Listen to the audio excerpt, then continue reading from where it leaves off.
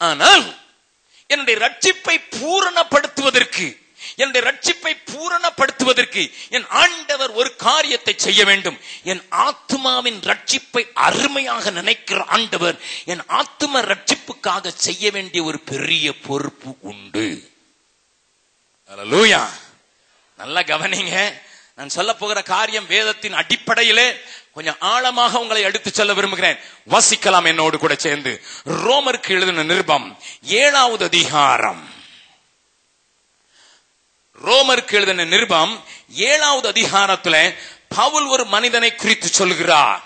அதை குறித்து கொஞ்சம் விளக்கமாக நான் கொஞ்சம் காண்பித்து கொடுக்க விரும்புகிறேன். 7வது வசனம் வாசிக்கலாம். ஆகையால் 14வது வசனத்தில் இருந்து வாசிக்கலாம். மேலும் நமக்கு தெரிந்திருக்கிறபடி நியாயப்பிரமாணம் ஆவிக்குரியதாயிருக்கிறது. நானோ பாவத்துக்கு கீழாக விற்கப்பட்டு மாம்சத்துக்குரியவனாயிருக்கிறேன். எப்படியெனில் நான் செய்கிறது எனக்கே சம்மதியில்லை. நான் விரும்புகிறதை செய்யாமல் நான் வெறுக்கிறதையே செய்கிறேன். இப்படி நான் விரும்பாததை செய்கிறவனாயிருக்க நியாயப்பிரமாணம் நல்லதென்று ஒத்துக்கொள்ளுகிறேனே. ஆதலால் நான் அல்ல எனக்குள் வாசமாயிருக்கிற பாவமே அப்படி செய்கிறது. நல்ல கவனிங்க. 19வது வசனத்தை வாசிக்கலாம். ஆதலால் நான் விரும்புகிற நன்மையை செய்யாமல் விரும்பாத தீமையே செய்கிறேன். 23வது வசனம். ஆகிலும் என் மனதின் பிரமாணத்துக்கு விரோதமாய் போராடுகிற வேறொரு பிரமாணத்தை என் அவயவங்களில் இருக்க காண்கிறேன். அது என் அவயவங்களில் உண்டாயிருக்கிற பாவ பிரமாணத்திற்கு என்னை சிறையாக்கிக் கொள்கிறது. 24வது வசனத்தை வாசிக்கலாம். நிர்பந்தமான மனுஷன் நான். நன்றாய் கவனிங்கள். ரட்சிக்கப்பட்டவர்களுக்கு எழுதப்பட்ட வார்த்தைகள் இவைகள் என்பதை மறந்து போகக்கூடாது. நன்மை செய்ய வேண்டும் என்கிற விருப்பம் இருக்கிறது. ஆனால் நன்மை செய்யாமல் தீமையே செய்கிற ஒரு பாவ பிரமாணம் என் மனதை ஆட்டி படைக்கிறது என்று எழுதுகிறார். லிசன், தேவ பிள்ளையே, உன்னுடைய போராட்டத்தினுடைய காரியத்தை நான் உனக்கு சொல்லுகிறேன்.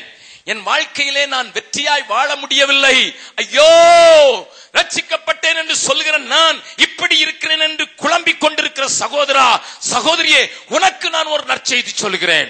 தெளிவாக நீங்கள் புரிந்து கொள்ளும்படியாக நான் பேசுகிறேன். பாவ பிரமாணம் எனக்குள்ளே அது எங்கே வேலை செய்கிறது என்று எழுதுகிறார். மனதின் பிரமாணத்தோடு கூட அதை கட்டி வைத்து என் மனதை ஆட்டி படைக்கிறது. ஹலோ, நல்ல கவனிங்கம்மா, நல்ல கவனிங்க. இயேசுவை ஏற்றுக்கொண்ட போது ஆவி விடுதலை ஆயிற்று. ஆனால் ஆத்துமாவை குறித்து சொல்லும் போது சிந்தை என்று சொல்லலாம், மைண்ட் என்று ஆங்கிலத்தில் சொல்லுகிறோம், வில் பவர் அல்லது சித்தம் என்கிற காரியத்தை உடையதாக இருக்கிறது என்று சொல்கிறோம், அல்லது லைஃப் என்று சொல்லுகிறோம், ஜீவன் என்று சொல்லுகிறோம்.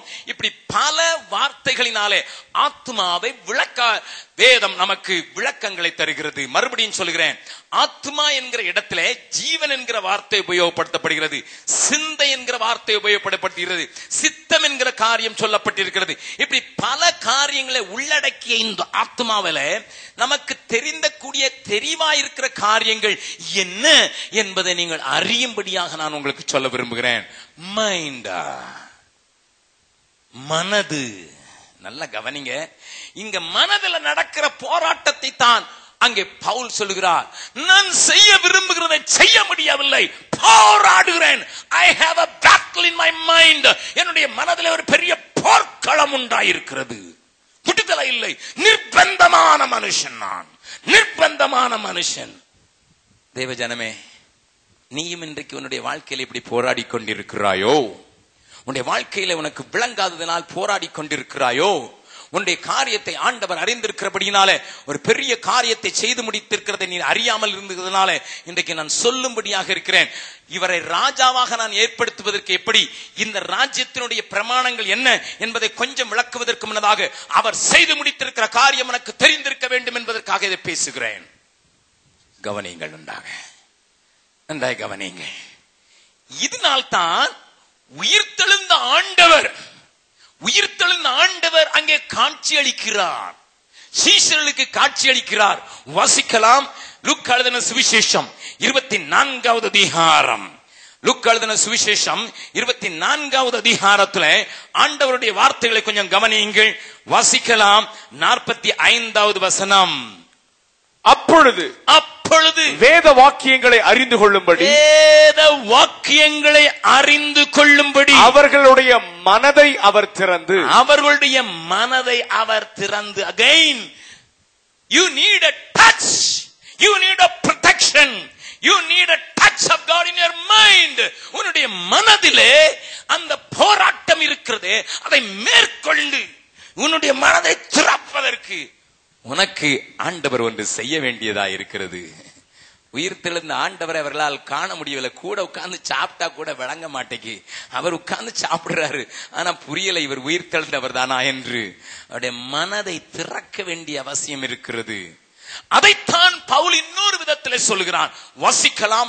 ரோமருக்கு எழுதின நிருபம் 12வது அதிகாரம் 1வது 2வது வசனத்தை வாசிக்கலாம். அப்படி இருக்க சகோதரரே நீங்கள் உங்கள் சரீரங்களை பரிசுத்தமும் தேவனுக்கு பிரியமுமான ஜீவ பலியாக ஒப்பு கொடுக்க வேண்டும் என்று தேவனுடைய இரக்கங்களை முன்னிட்டு உங்களை வேண்டிக் கொள்ளுகிறேன். இதுவே நீங்கள் செய்யத்தக்க புத்தியுள்ள ஆராதனை. நீங்கள் இந்த பிரபஞ்சத்திற்கு ஒத்த வேஷம் தெரியாமல் தேவனுடைய நன்மையும் பிரியமும் பரிபூர்ணமுமான சித்தம் இன்னதென்று பகுத்து அறியத்தக்கதாக உங்கள் மனம் புதிதாகிறதுனாலே மறுரூபமாகுங்கள். எது அப்ப ரொம்ப முக்கியம்? மனம். நல்லா கவனிங்க. பக்கத்துல உங்க கையை பிடிச்சு சொல்லுங்க, உங்க ரட்சிப்பு நிறைவேறணும்னா நல்லா கவனி. நல்லா கையை குலுக்கி சொல்லுங்க, என்னைய மறந்துட்டோம் உங்களை ஞாபகம் வைக்கட்டும். உங்களுடைய ரட்சிப்பு நிறைவேறணும்னா மனசு ரொம்ப முக்கியம். அதான் சொல்றாங்க, பக்கத்துல உடனே சொல்லுவாங்க, அங்கதானே பிரதர் போராட்டம். நகைய கலட்டிட்டேன், நான் நட்டு கலரல இன்னும். ஆமா ஆமா ஆமா ஆமா நகையெல்லாம் தான் கழட்டிட்டேன், ஆனா உள்ள நட்டு உள்ளது இருக்கத்தான் செய்யுது. ஆமா, எகிப்த விட்டாலும் உள்ளுக்குள்ள இருக்கிற எகிப்தை வெளியெடுக்கிறதுக்கு பயங்கரமா போராட வேண்டி இருக்கிறது. ஒரே நாள்ல எகிப்தை விட்டாச்சு, ஆனா எகிப்தை உள்ள இருந்து எடுக்கிறதுக்கு 40 வருஷம் போக மாட்டேங்குது. உள்ளுக்குள்ள போராட்டம் இருக்கத்தானே செய்யுது. ஐயா, மனது மறுரூபமாகிறதுக்கு இயேசு என்னையா செய்திருக்கிறார்? இயேசு மனதுக்காக என்னையா செய்திருக்கிறார்? இந்த மனதை குறித்து கொஞ்சம் சொல்லுங்கள் ஐயா, நாங்கள் அதை புரிந்து கொள்ளட்டும் என்று நீங்கள் வாஞ்சிக்கிறதை அறிவேன். நல்ல கவனிங்க. இன்னொரு வசனத்தையும் பார்க்கலாம், அப்பதான் விளங்கும். இதனுடைய முக்கியத்துவத்தை விளக்க பண்ணிவிட்டு நான் உங்களை அழைத்து செல்ல விரும்புகிறேன். 2 கொரிந்தியர் 11வது அதிகாரம் 2வது வசனத்தை 1வது வசனத்தை 2வது வசனத்தை வாசிக்கலாம். என் புத்தியினத்தை நீங்கள் சகித்தால் நலமாயிருக்கும். என்னை சகித்தும் இருக்கிறீர்களே. நான் நல்லா கவனிங்க, நான் உங்களை கற்புள்ள கன்னிகையாக கிறிஸ்து என்னும் ஒரே புருஷனுக்கு நியமித்தபடியால் உங்களுக்காக தேவ வைராக்கியம் கொண்டிருக்கிறேன். ஆகிலும் நல்ல கவனிங்க, ஆகிலும் சர்ப்பமானது கொஞ்சம் இல்லைங்க, உங்களுக்காக வைராக்கியம் கொண்டிருக்கிறேன். கற்புள்ள கன்னிகையாக, மாசில்லாதவளாக, குறைவில்லாதவளாக, பழுதில்லாதவளாக, அல்லேலூயா, ரூபவதியாக அவருக்கு உங்களை நியமித்திருக்கிறதுக்கு வைராக்கியமா இருக்கு. ஆகிலும் லிசன், சர்ப்பமானது தன்னுடைய தந்திரத்தினாலே ஏவாளை வஞ்சித்தது போல உங்கள் மனதும் எது உங்கள் மனது எது எல்லாரும் சொல்லுங்க பார்க்கலாம் எது